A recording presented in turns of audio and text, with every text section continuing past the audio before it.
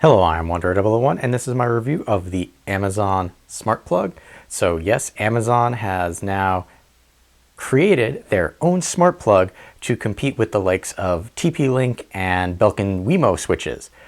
I will admit that this particular form factor for the Amazon Smart Plug, I do appreciate. It resembles very much the TP-Link Mini Smart Plug, which right now is my favorite smart plug. But this is about the Amazon Smart Plug, so let's talk and take a little look around. What you're getting with the Amazon Smart Plug is a device that is 3.2 inches long and has a width and depth of 1.5 inches.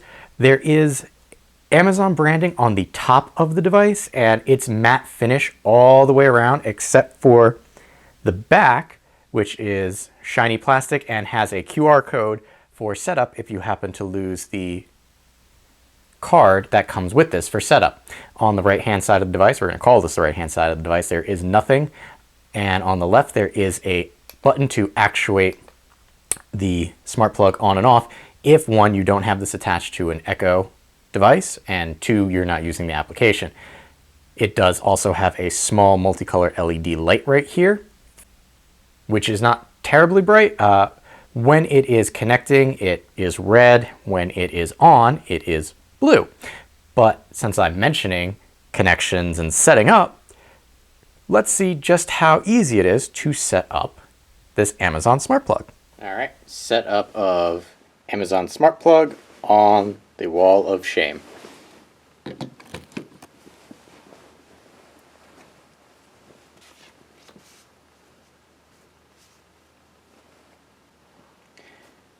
Alright, once the plug starts blinking, you open up your Amazon Echo app and you come over to the home automation portion and then come up to the plus sign because we want to add a device.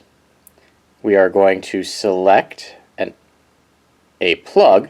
You can choose from popular selections up there, or you can say Echo, Light, Plug, Switch, Hub. In this case it is a plug. You also have a listing of what type of plug. In this case, it is an Amazon plug, but we could do a TP-Link Casa or Wemo or SmartThings. So we're just going to click on Amazon. And it says that we have to make sure that our Bluetooth and camera are accessible. So we're going to hit Next. I'm going to go to settings very quickly and turn on my Bluetooth. All right, now that my Bluetooth is on, I'm going to click. There is a QR code that's being displayed on the screen. There's also a card that comes with it right here that has the same QR code. So we're just going to do this off camera very quickly. We're going to select scan the barcode, and it opens up my camera app, and I just lined up the camera with the barcode and it is connecting. So right now it's looking for the plug. You can see it's blinking over there faster. So hopefully that means that we will be connected shortly. You can see it's still looking. It is connected to HAL 9000, which is the Wi-Fi network that I use for my home automation stuff. So make sure that if you wish to have this on a different Wi-Fi network than your main network, that your smartphone is already connected to that network. And there we got a little notification. Might be a little hard to see, but it says to control that we need to go to the Echo app because we are all done. So if we come here and we're going to look through our plugs, we should see a new plug called First Plug. So we have a Echo device in the corner. We're going to try and activate that. So you might want to mute your system now because I'm going to say, Alexa, turn on First Plug. So there we go. Alexa, turn off First Plug. Alright, there we go. And also if we come in here, I can turn it on and off using the app. So that's quick and easy setup. Not bad. So as you saw, not terrible at all to set up the smart plug. What I will also say is, unlike Casa and Wemo, when you first set it up to work with an Amazon Alexa, an Amazon Echo device, you do have to tell the Echo to search for devices. this one automatically gets added into the Echo ecosystem, and you just say the name of the plug, either what its default is or if you happen to rename it.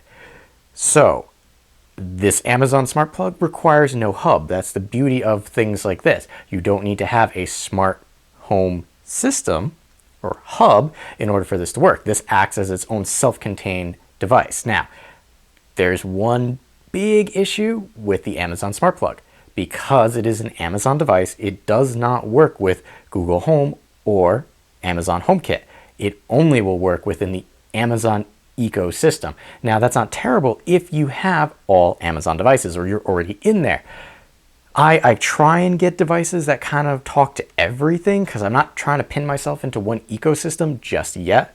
But if you have Amazon devices, this probably is going to be a decent start for you getting into the home automation ecosystem. All right, so a few things to consider about the Amazon Smart Plug.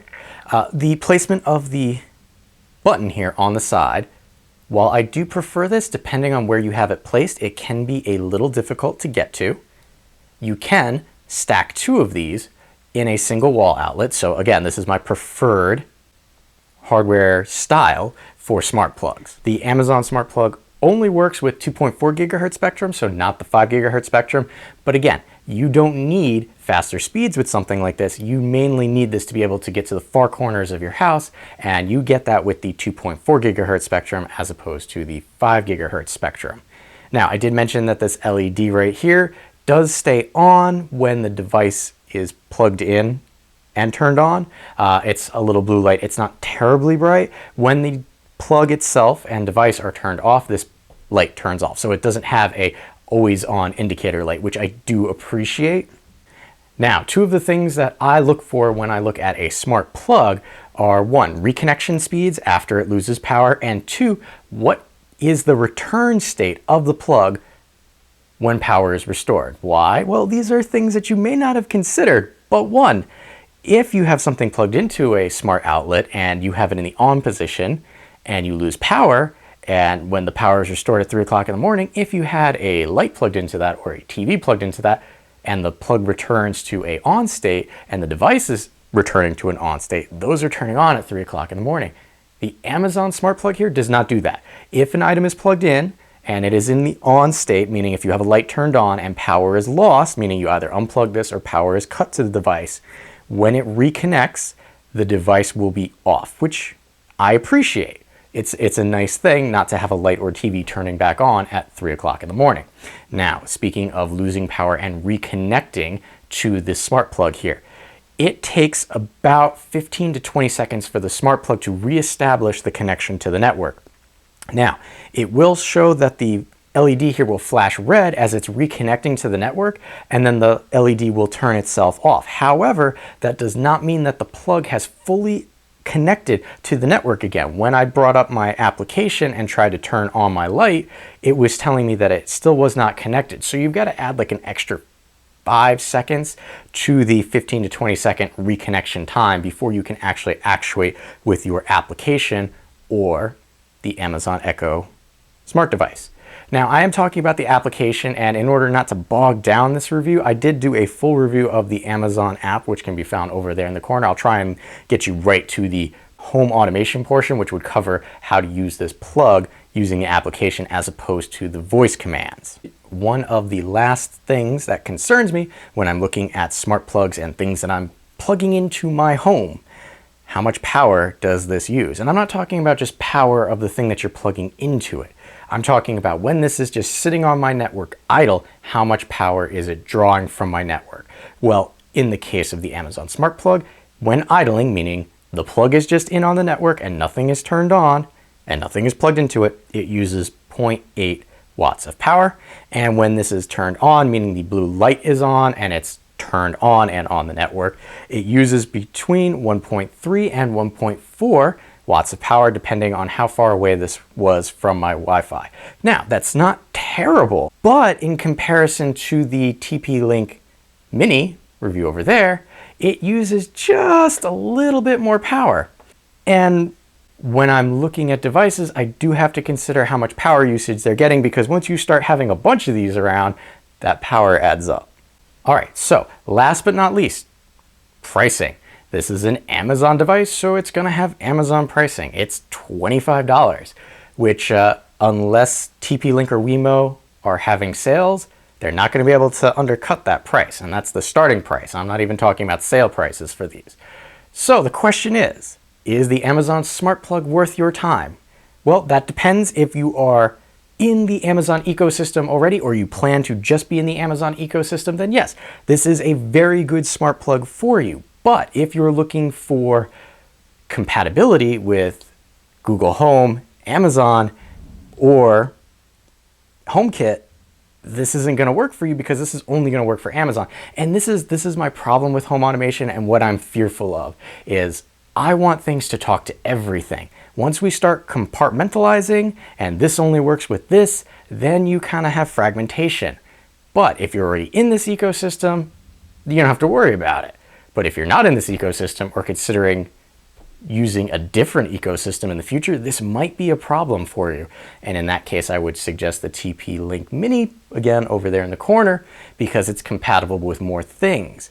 Now, that doesn't mean that this is a bad device. It's a great, solid device, and it's the first smart switch that Amazon's put out. But you're going to lock yourself into that Amazon ecosystem. So if you can live with that, great smart plug. If you can't, you might want to skip on this one. So I have been Wanderer 001. If you have any questions or comments, please leave them in the area below. And as always, thanks for watching.